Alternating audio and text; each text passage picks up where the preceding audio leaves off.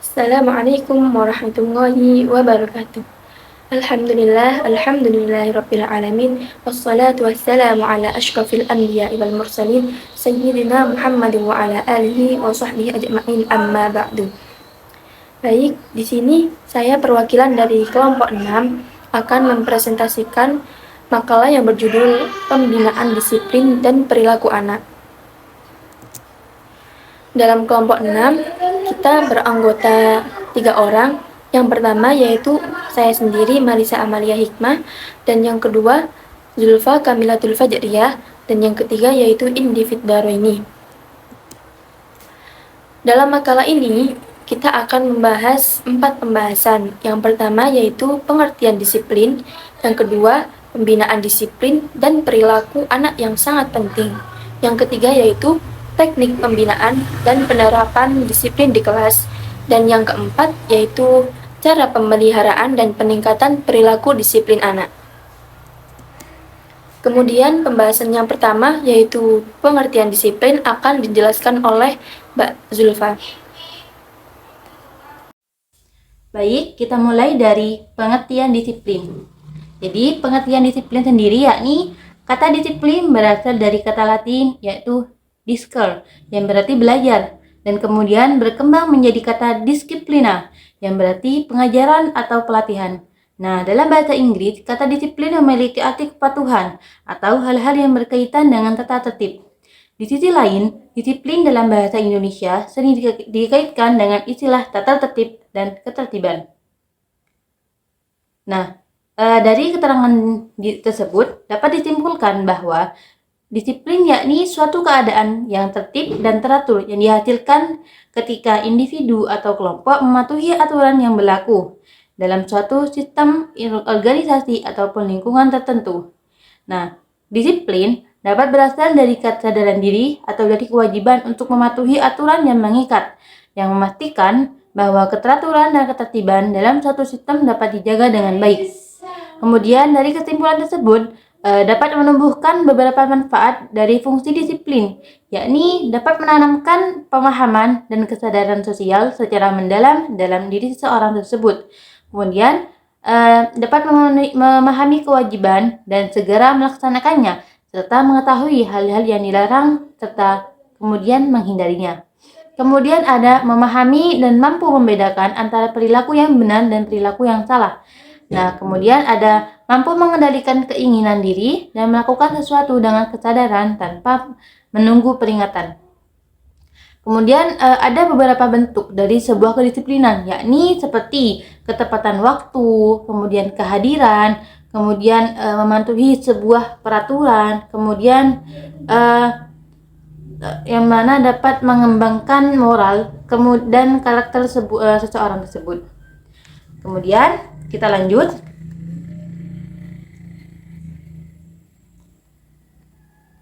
Yakni pembinaan disiplin dan perilaku anak sangat penting. Mengapa pembinaan disiplin dan perilaku anak ini sangat penting?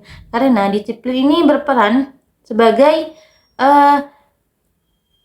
yang mana dapat membentuk kemandirian, keterampilan manajemen waktu, serta kemampuan mengambil keputusan yang tepat. Oleh karena itu, disiplin tidak hanya membentuk kebiasaan positif dalam kehidupan sehari-hari, tetapi juga menjadi bagian penting dalam membantu siswa untuk tumbuh dan berkembang secara optimal. Kemudian, dengan pembinaan disiplin yang efektif, anak akan memiliki karakter yang kuat. Kemudian, mampu menghadapi tantangan serta memiliki sikap yang lebih matang dan bertanggung jawab dengan kehidupan yang akan datang. Kemudian, yang mana seorang anak juga akan dapat belajar menghormati aturan, kemudian mengendalikan diri, serta memahami tanggung jawab atas tindakan mereka. Nah, kemudian di sini ada beberapa model yang dapat digunakan terutama dalam proses pendidikan, yang mana dapat membina disiplin dan perilaku anak ini dalam sekolah, yang mana ini sangat penting ya untuk dilakukan. Yang pertama ada model asertif.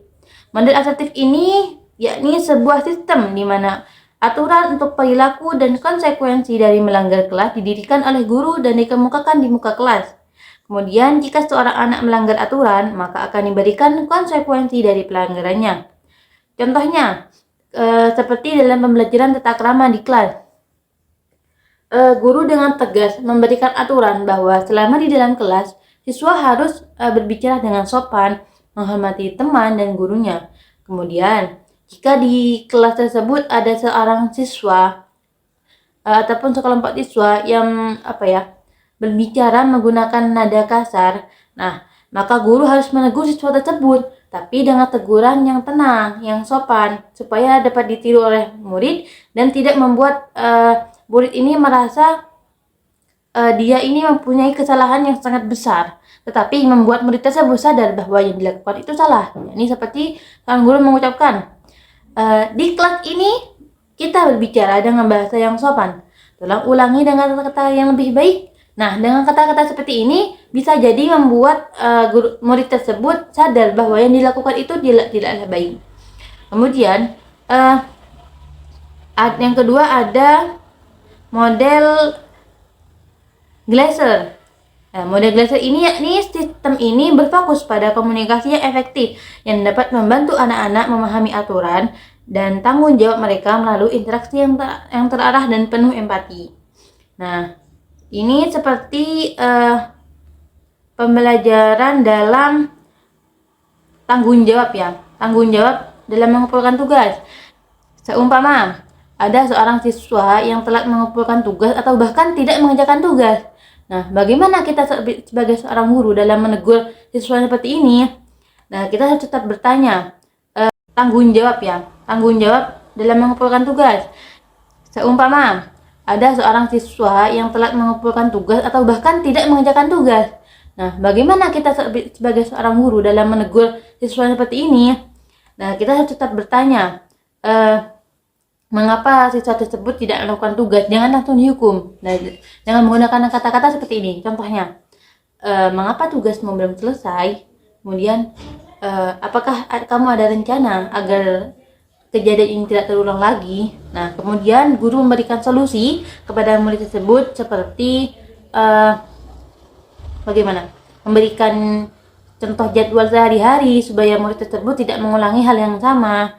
Nah, kemudian jika seumpamanya murid tersebut mengulanginya sekali lagi, maka berikanlah konsekuensi atau punishment kepada murid tersebut, tapi dengan punishment yang logis seperti menyuruh murid tersebut untuk duduk di depan supaya pembelajaran kembali efektif, dan menyuruh murid tersebut untuk menerangkan sekali lagi apa yang diterangkan oleh guru tadi. Nah, kemudian yang ketiga ada model Ginot, yakni sistem yang memberikan pilihan yang baik kepada anak-anak serta menangani masalah dengan pendekatan yang tenang dan rasional. Nah, contohnya seperti pembelajaran meningkatkan kepercayaan diri di depan kelas.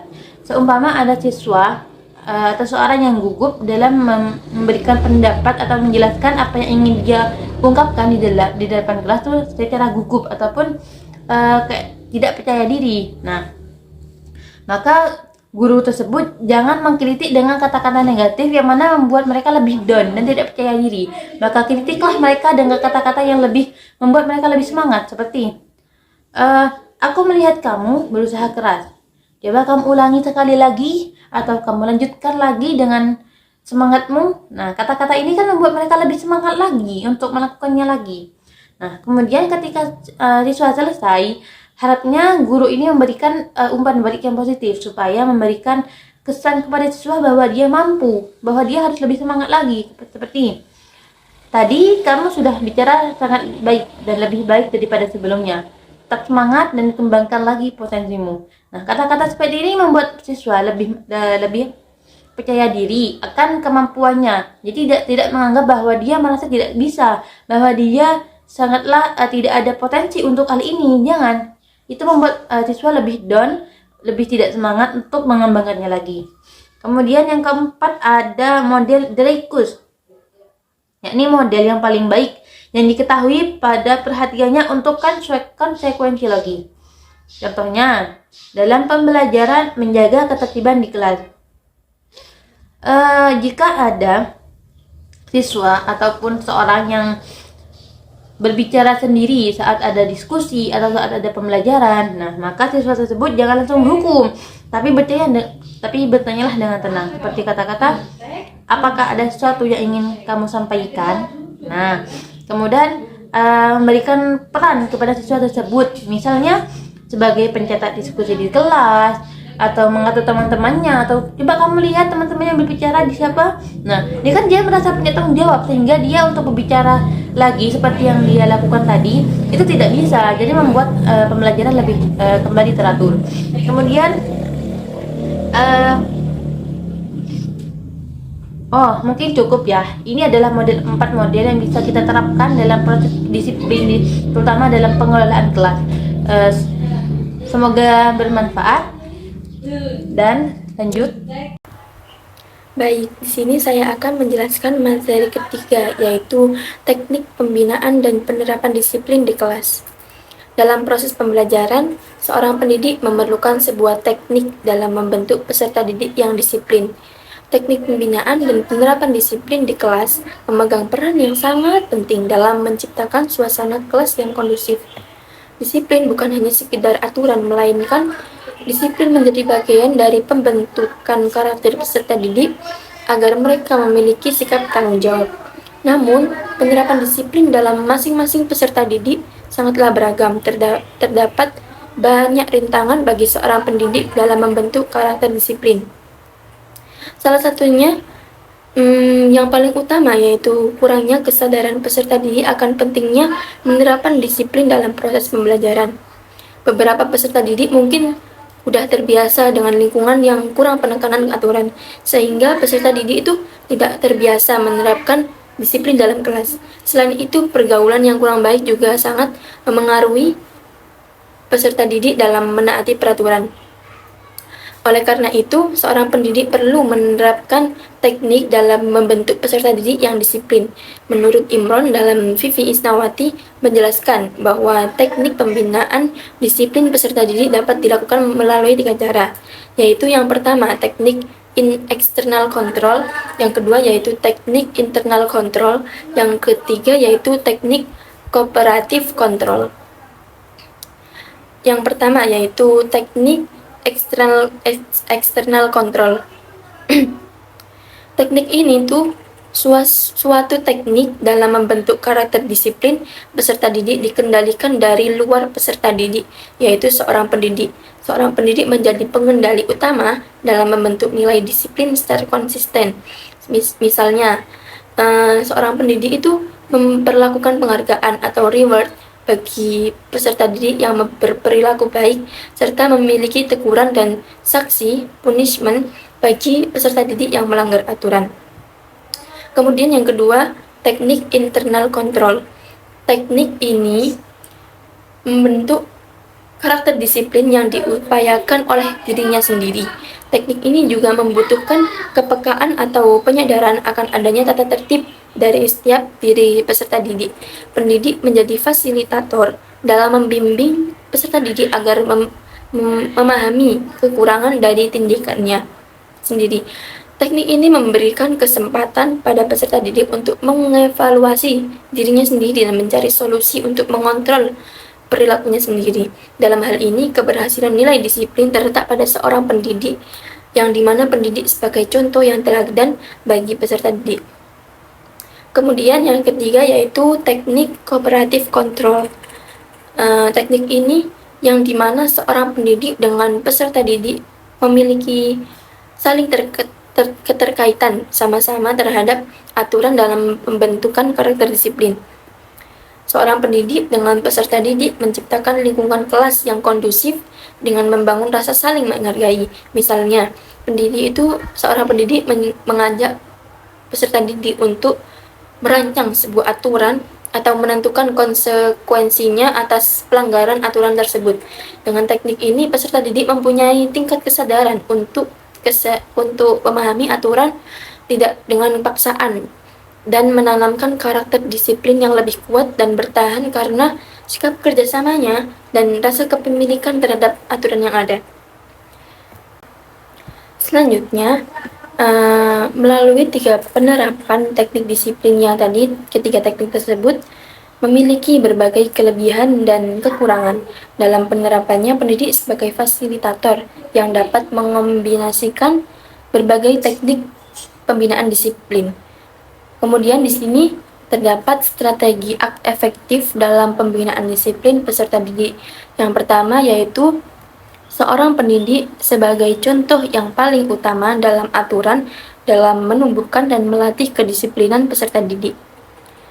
Yang kedua yaitu pendidik memisahkan peserta didik dari perilakunya, yaitu pendidik tidak boleh membenci pada peserta didik, meskipun peserta didik tersebut sengaja berperilaku buruk yang membuat seorang pendidik itu jengkel.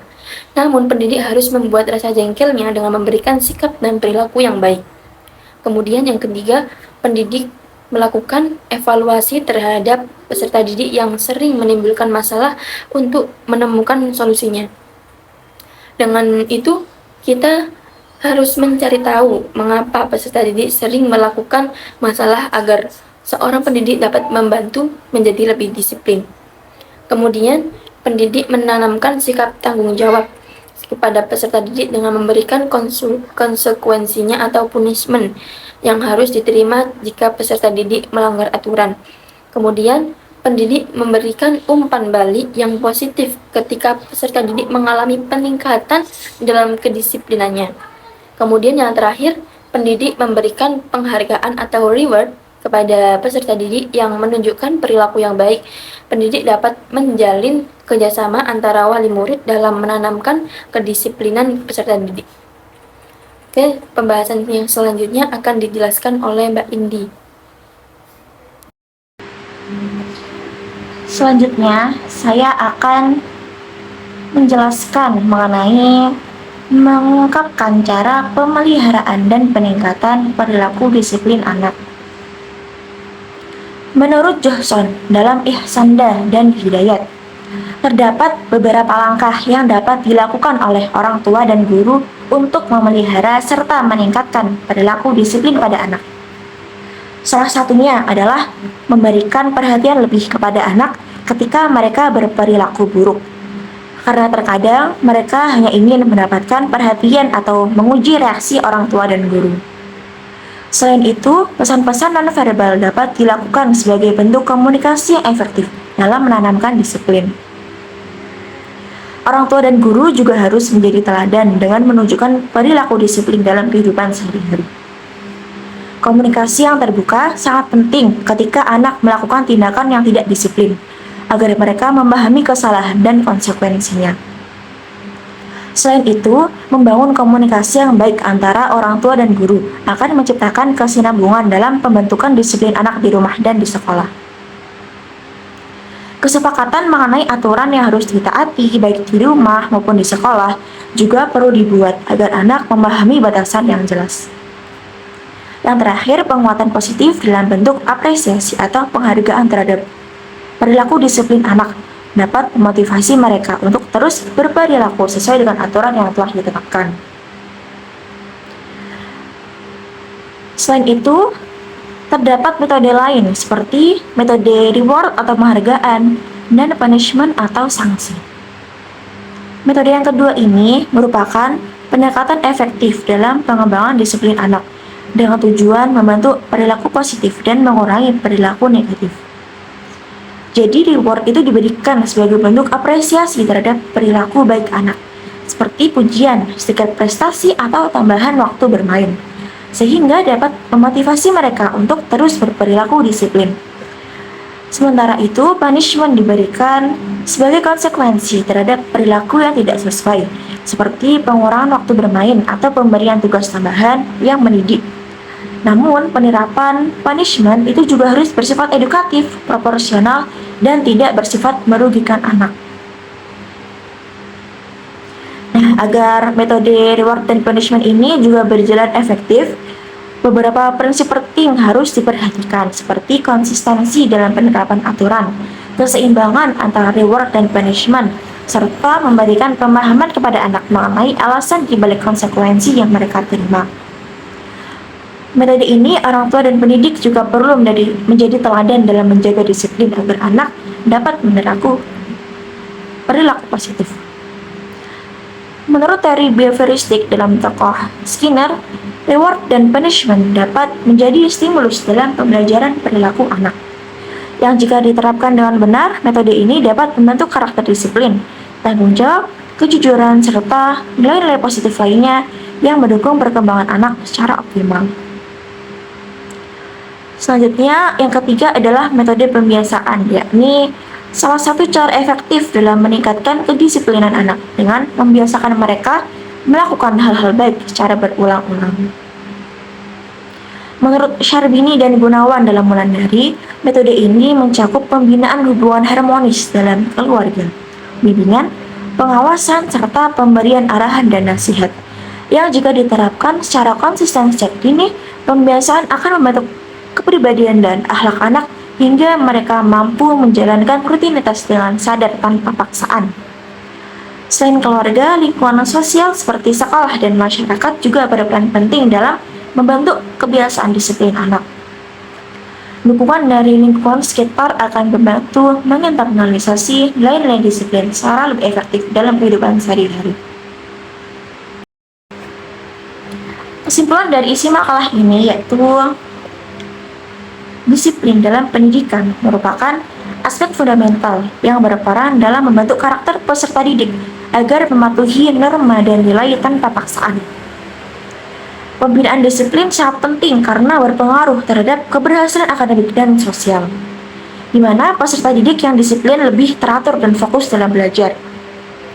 Keluarga sebagai lingkungan utama dan sekolah sebagai lembaga pendidikan memiliki peran utama dalam menanamkan nilai-nilai kedisiplinan. Pembinaan disiplin dapat dilakukan melalui pembiasaan, pemberian reward dan punishment, serta keteladanan. Adapun strategi pemeliharaannya melibatkan konsistensi aturan, komunikasi efektif, dan kerjasama antara sekolah serta keluarga untuk menciptakan lingkungan belajar yang mendukung.